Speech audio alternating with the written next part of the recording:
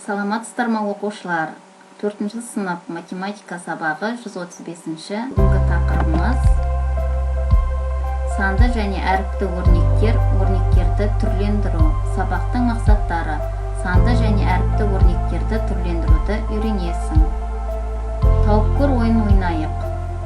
Мәні бірдей өрнектерді дұрыс тапсаң, күн, ай сөздерінің ағылшын және орыс тіліндегі аудармасын білесің. Ол өрнектерді салыстыр. Олар неге бірдей мәнге ие? Қосындыны санға көбейту және айырманы санға көбейту ережелерін айт. 5 пен 4-тің қосындысын 3-ке көбейт. 27. Ал енді 5 және осы 5 пен 3-тің көбейтіндісіне 4 пен 3-тің көбейтіндісін қос. Қосындының мәні 27-ге тең болды. Келесі 9 пен 5-тің айырмасын 3-ке көбейт. 12. 9 пен 3-тің көбейтіндісінен 5 пен 3-тің көбейтіндісін азайт. 12. Демек, күн ағылшын тілінде сан, орыс тілінде солнце. Ай ағылшын тілінде moon, орыс тілінде луна. Назар аударайық. X қосу X қосу X қосу X. Бұл өрнекте басқаша қалай жазуға болады? X неше рет қайталанып тұр? Дұрыс айтасың, 4 рет қайталанып тұр. X 4 рет қайталанады. 4i көбейту X немесе 4x деп бұл өрнекті ықшамдап жазуға болады. Яғни X қосу X қосу X қосылған X тең 4x-ке. Мұндай жағдайда көбейту таңбасы көбіне жазылмайды. 4 пен x-тің ортасында көбейту таңбасы жоқ. Байқап отырсаңыздар. Есіңде сақта. Нәтижесінде әлде қайда қарапайым өрнек алынатын түрлендіру өрнекті ықшамдау деп аталады. Біздер мына өрнекті ықшамдап 4x деп жаздық. 5x бұл жерде 5 саны және x әріпінің көбейтіндісі. 5 деп отырғаным сандық көбейткіш, x деп отырғанымыз әріптік көбейткіш. 3a қосу 5a тең 8a.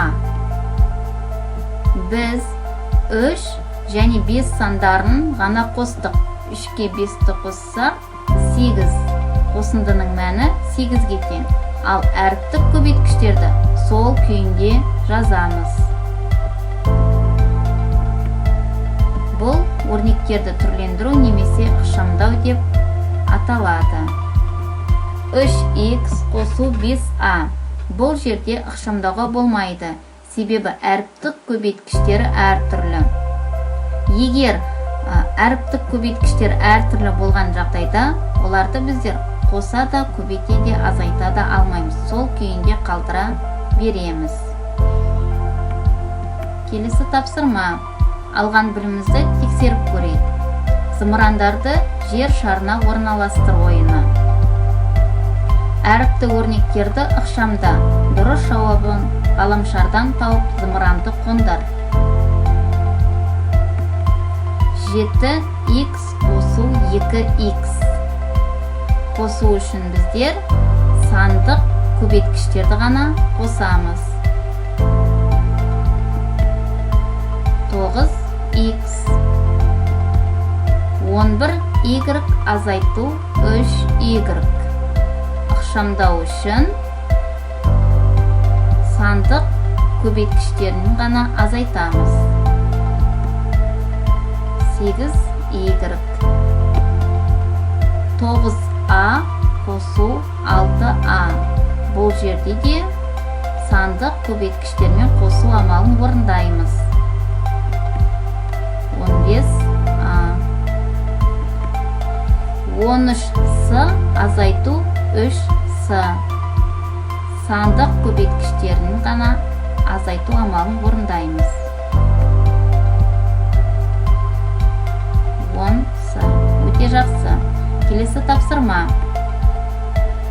Сәйкесін тап.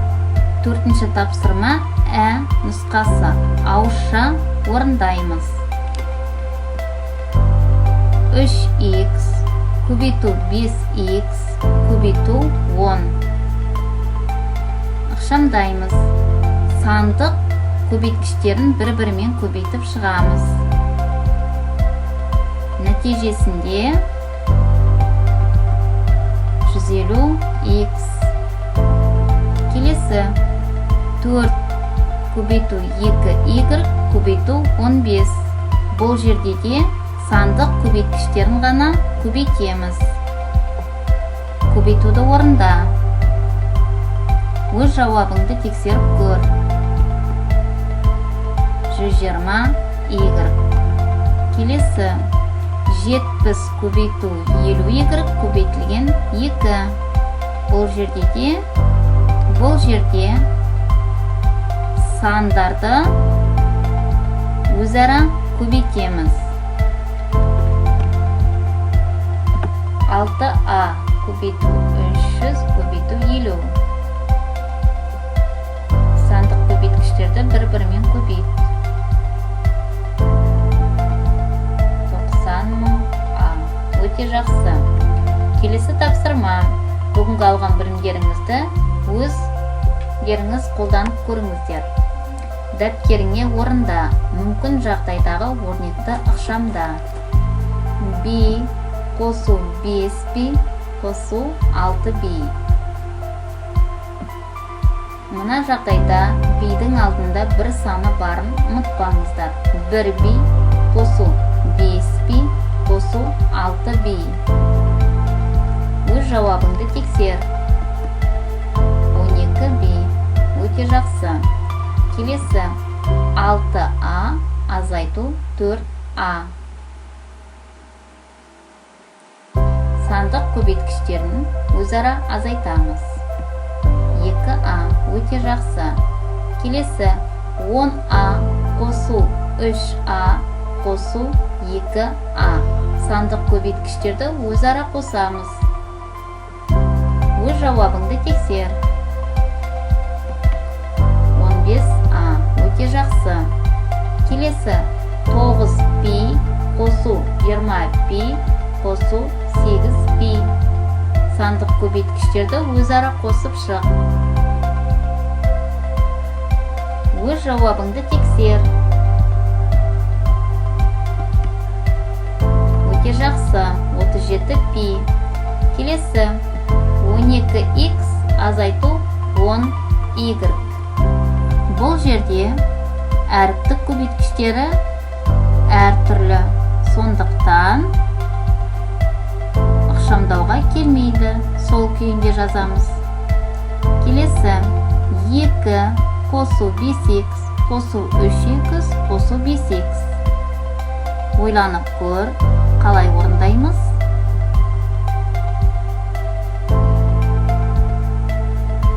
Өз жауабыңды тексер. 5 қосу 10x. 2 және де 3 сандарының қасында 2 және 3 сандарының әріптік көбейткіші жоқ. Сондықтан 2 және 3 сандарын қосамыз, ал әріптік көбейткіші бар әріптік өрнектерді өзара қосамыз. Өте жақсы. Сен бүгінгі тақырыпты өте жақсы түсіндің. Ендігі жұмыс. Үйге номері 4-ші жұмыс дәптері 12-ші бет. Өз біліміңді бағалай қой.